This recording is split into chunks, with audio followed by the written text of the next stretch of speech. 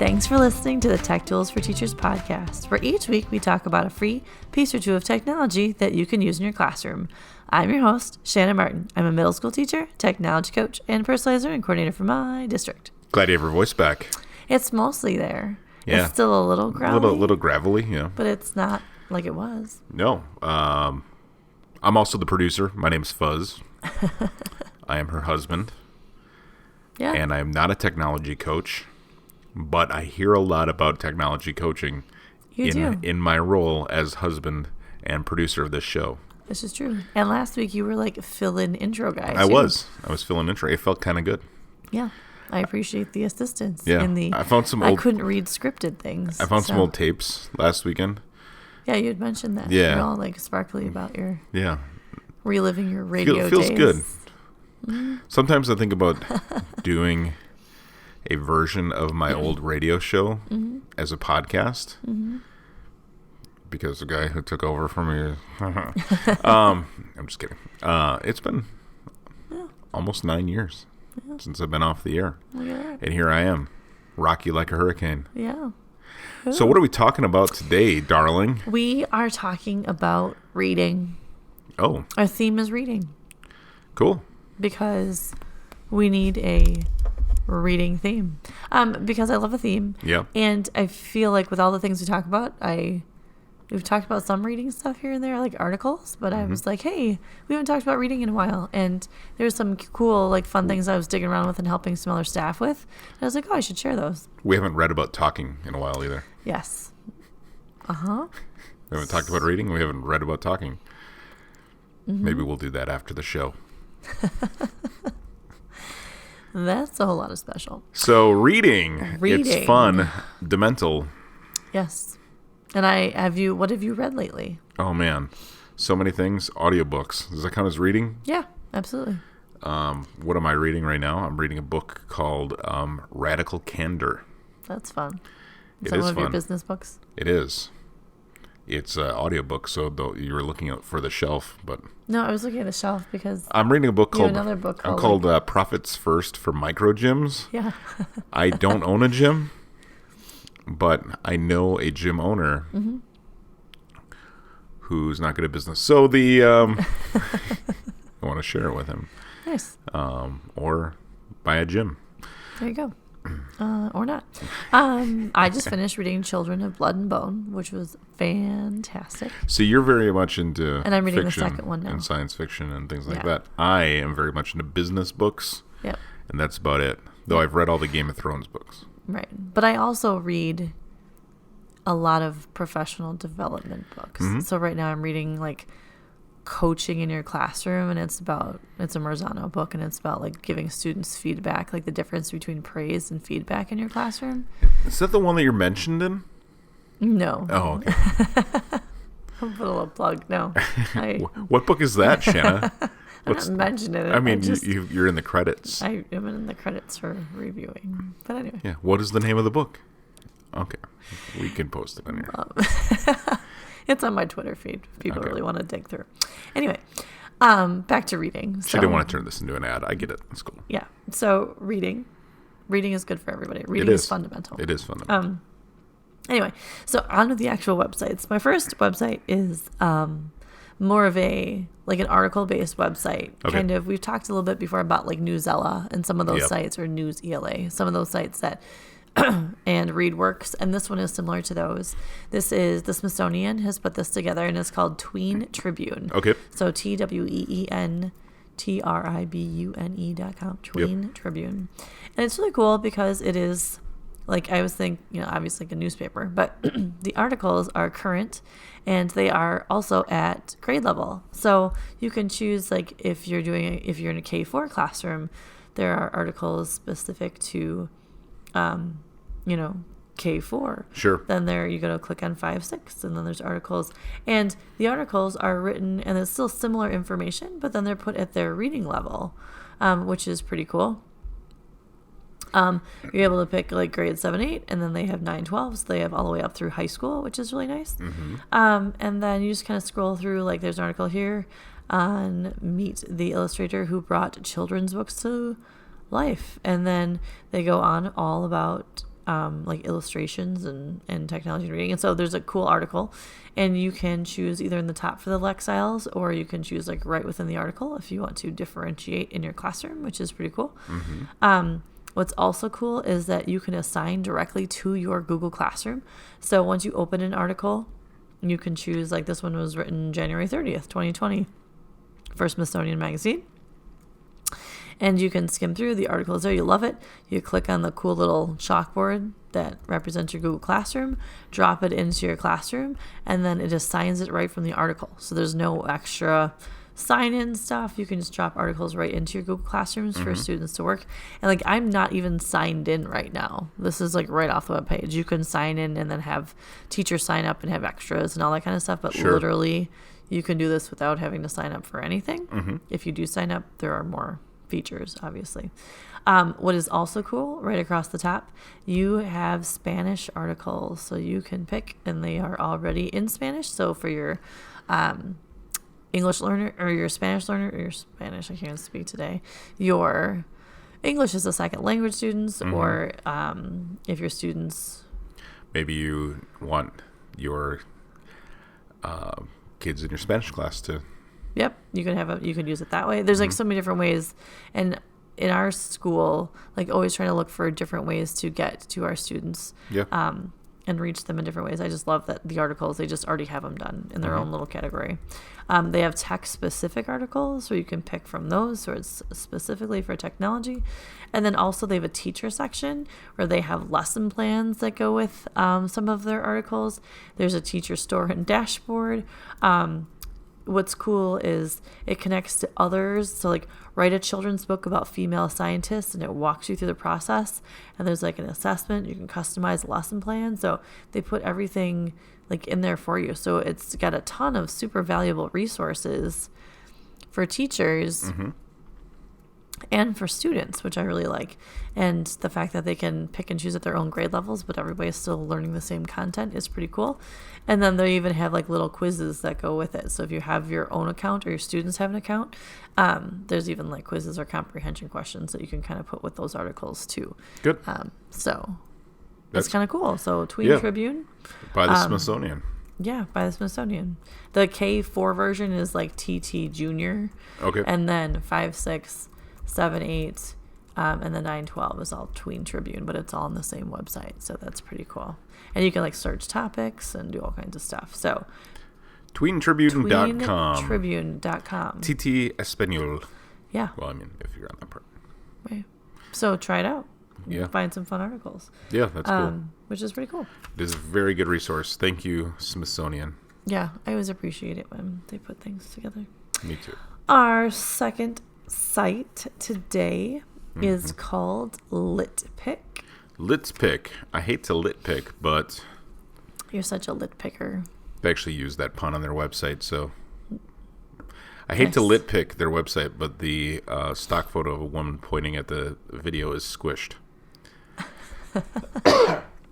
Sorry, I didn't mean to litpick.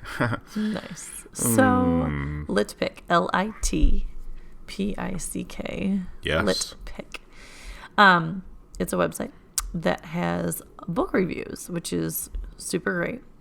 And you can go in the search bar, pick out a book. I'm going to type in The Giver because, well, That's one of your favorites? it's one of my favorite books of all time. Actually, the whole series I love. So I found The Giver. Cool. Searched it, looking it up, click on it. There's a little review, details, age level, your thoughts on it, summary. So what's cool about this, or if you go to all books, you can search all the books that they have review, but they've got it broken down. Very similar to like a Goodreads where people go through and they kind of rate the book. Yeah. And they write a review, and then they tell us all the things that they want to do. They give it the stars, the votes, all that kind of stuff. But what's kind of cool about LitPick and why I like it is as an educator, you're able to sign up and have your students write the reviews. So like in class, if you're reading books or kids recommend them or you kind of talk within your own classroom, you can also then through LitPick and through your classroom as a teacher, be a book reviewer. Your students can be book reviewers. Oh, sure, yeah. So it gives them the opportunity of setting up a real review without just, I guess, more in a like controlled sense, or like it's a teacher recommendation. Hey, my kid can write this, and then they kind of look through them before, so not just anything gets put out there. So it's safe for students to kind of troll through, and they're not going to find things that they shouldn't, I guess. And then they're also able to write reviews and then submit them. Like through their their teachers are able to submit student reviews. So you can sign up for individual students to review books for LitPick, or you can sponsor a group of students for the program. So it's kind of cool that you are able to like sign up and be a book reviewer, which I think is cool because it promotes reading and writing, because then kids are really, analyzing what they're reading. Yeah, for sure. Doing that. So, and then they also, of course, they have all of these giant lists of books that you can then read student reviews on, which is kind of cool. That is, and it's cool. all free, and it's easy, like, to access everything. And you can request a review, you can search their books, you can review for them, and then there's stuff for educators, and yeah. So LitPick help you pick out your books. Maybe you could choose a book off of this list instead of another business book. Maybe I could. Maybe I will. I'm sure you won't. Well, but. No, I probably won't. But maybe. There's always that opportunity. And there's chapter books, and there's, it's cool. And it's current. Like the books that we have out there, there's cool. I don't know. I like digging through here and seeing what other kids like to say about books, because it's kind of fun. It's not always your typical, like, oh, that's what, everyone says. Kind of stuff. So LitPick is my second thought for everybody today. LitPick. LITPICK. LitPick.com. Yes. And the third one is StorylineOnline.net. Story. StoryLineOnline. Yes. StorylineOnline.net. And if you haven't heard about this one, you should. Tell me why. Tell all of us why. It's so cool. So Storyline Online, maybe I can talk. Maybe my voice is back this week. Has like hundreds of picture books. Oh. And why the picture books are cool, are you discovering this as I'm talking? Yes. That famous actors read these picture books. Yes. To the reader. Yeah. So like the space one we had the other day. Which space one we had the other day? The one where the astronauts were reading the books. Except these are like movie and TV celebrities. Like I'm looking at The Hula Hoopin' Queen, read by Oprah Winfrey, and there she is sitting in a chair. Yeah. In a beautiful home. Yeah. About to read like their house. The Hula Hoopin' Queen. So you're talking about like Storytime in Space. Yeah. That was my comparison. I just didn't. To Be a Drum, read by James Earl Jones. I just didn't get to say that it was my comparison between Storytime and Space. You didn't read my notes. No, you told me that. I was just being excited for the listeners I'm glad that you're being sparkly. So it's cool. This is why it's so cool, is that we're sparkly about Storytime in Space because we use it all the time in our house. Yeah. But Storyline Online has all these famous actors and actresses reading all of these picture books. And like the videos go with them. And are you watching them now? No, I'm just there's some like comedians on here that you wouldn't expect to be reading. I know they're like all kinds of people. It's not like Mark Maron, Sarah Silverman. I'm guessing Tony Hale from Veep. Yeah, this is cool. So, for example, I'm just picking a classic book, The Kissing Hand. You pick the book. It's probably not going to be Barbara Bain is reading it. And she reads the whole story, flips the book, which is cool. But what also comes with it then is suggestion for grade level, how long the video is. You're like all sparkling I next am. to me. It's Betty amazing. White. What's she reading? Harry the Dirty Dog. Awesome. Yeah. So, and then there's a teacher's guide that goes with each video. So as a teacher's guide, then it also goes through ELA Common Core standards, what literature and reading standards you'd cover with this lesson. It literally gives you prompts for asking the kids questions.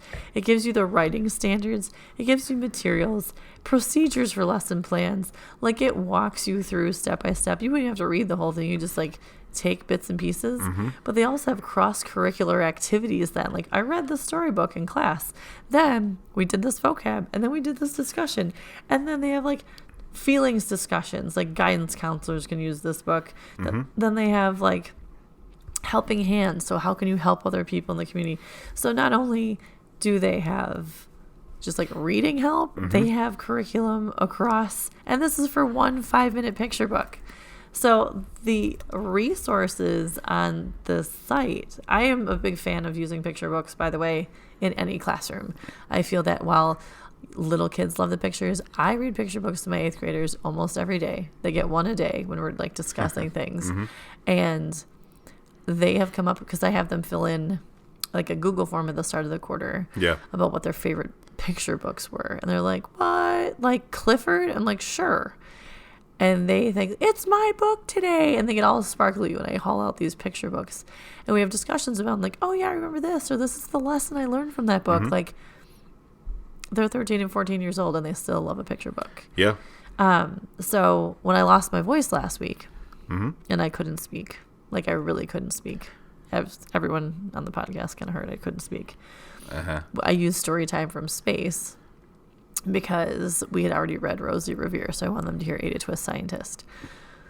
But they were all sparkly to hear Storytime from Space. And so like the videos you can use again in any classroom. Storyline Online, when they see the famous people that they love to hear from reading a book, they're totally going to pay attention and be excited about whatever you put in front of them, in front of the classroom. Have you found more things? I see you sparkly diggly. Well, okay, so it's cool because if you have, let's say you only have a few minutes left in class, you can sort by time, run time. So you can be like, all right, we've got, we need a 15-minute book. Here's a 15-minute book. Or we only have 5 minutes. Well, we're getting Please Please the Bees by Gerald Kelly. So it's pretty cool. So if you, this is a really cool website. And they also have an Android and a Apple app. And they've got a Google Chrome Web Store plugin. I don't know why you'd use a plugin, but sometimes you need to. But I'm laughing because they have Clark the Shark, and I almost just bought this book for our daughter. I wish they had the Pout Pout Fish, but they don't. Chris Pine is reading Clark the Shark. Yeah, I kind of just want to sit and watch all of these. What are you doing later? Oh, we're just going to watch stories on Storyline. Storyline Online and chill. Yeah. Let's see how that goes over. We're going to watch The Case of the Missing Carrot Cake with Wanda Sykes. Yes. Yeah. Or Carla's Sandwich. Yeah. Yeah, this is really cool. Yeah. So anyway, and the last piece of this is if you really love the book, little hookup, Barnes & Noble, you can click buy this book right next to it, and it takes you directly to the Barnes & Noble site to buy the book. So, yes, you can also purchase every book that is on the site if you want to, but you definitely don't need to buy anything to have all of these cool resources, which is very cool. So I suggest just bust out some picture books because they are really cool. And even if you don't necessarily want to use the stories in your classroom, to teach your students how to do book talks or to teach your students how to like present to people, like this is a great easy way to have them like, okay, look how comfortable they are reading a book. Like, take some notes, practice reading some children's books for like a speech class. Like you could use this in so many different ways. It isn't just reading these stories. This is all done. So this site is done by the SAG-AFTRA Foundation. So SAG is the Screen Actors Guild. Yes. And there's a bunch of awards, I think, that it's won as well. Yeah, and but they're it's all about having their artists give back to the culture and community. So it's really cool. I really think this is a neat site. Good find. This is one that I like. I mean, I like all of your stuff, of course. But you're even more sparkly today because you were going to now troll through. I mean, it's still not as cool as Trello, which is the best one that we've. It's still my top tool for life. Yes. By the way, yes. So the project managers at my agency are giving a presentation to the project managers and account managers, and Amanda, one of the project managers, asked if she could use our home Trello board, she asked for that one so she could use it as an example of how to use Trello outside of the workplace. And then I also gave her the podcast one. Yeah. And she's like, "This is so cool." She's a very big Trello freak. So that's fun. I share it with. Actually, I'll be presenting it at a conference again this next week. You are just a conferencing fool. Well, I'm going to talk about Trello because it's such a cool site. It is. And helpful. But anyway. Have you heard the good word of Trello? I really want one of those stickers. I knock on people's doors. I want one of the little dog. Trello has dog stickers. Yeah. Do you know the dog's name? Taco. Oh, yeah, I knew that because you get emails from Taco. Yeah, Taco by Trello. I don't know how to get stickers. I've asked. No one's responded. Hey, I love stickers. Trello. Send me a sticker. Anyway, speaking of which, we will not have an episode next week because next week is President's Day. There's a lot of conferences going, like physical, like going to a conference, and then also we have parent-teacher conferences next week coming up. So there's a lot happening here. So there will not be a podcast next week, but we will pick it again up the following week in February. So cool. Just so everybody knows that. But on that note, yes, do some reading. Check out Storyline online and Tween Tribune and LitPick. Yes. And we love reading. So we do. All the reading in the world. I hope these sites kind of help reading and boost your reading things in the classroom, change things up. And on that note, thanks for tuning in. Hey.